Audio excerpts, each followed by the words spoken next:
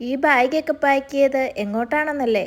ഇച്ചാൻ്റെ leave തീർന്നു, അതുകൊണ്ട് ഞങ്ങൾ ഇന്ന് തിരിച്ചു പോവുകയാണ്. ഇച്ചാൻ്റെ ജോലി എന്താണെന്നല്ലേ? ഇച്ചായൻ ഇന്ത്യൻ റെയിൽവേ ലോക്കോ പൈലറ്റായിട്ട് വർക്ക് ചെയ്യുന്നു. ഇച്ചാൻ്റെ ജോലിയെ സംബന്ധിച്ച് ലീവും റെസ്റ്റും വളരെ കുറവാണ്. പക്ഷേ ഞങ്ങൾക്ക് കിട്ടുന്ന ഓരോ നിമിഷവും ഞങ്ങൾ മാക്സിമം എൻജോയ് ചെയ്യും. ഞങ്ങളിപ്പോൾ പോകുന്നത് ഗോവയിലേക്കാണ്.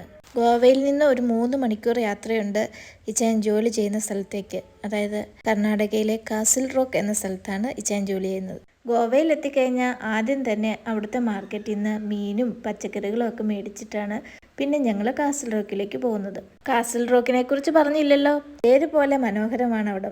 വലിയൊരു കാടും കുഞ്ഞു കുഞ്ഞു ഗ്രാമങ്ങളും കൂടി ചേർന്ന സ്ഥലം. അവിടെ കടുവയും പുലിയും ഒക്കെ ഉണ്ട്.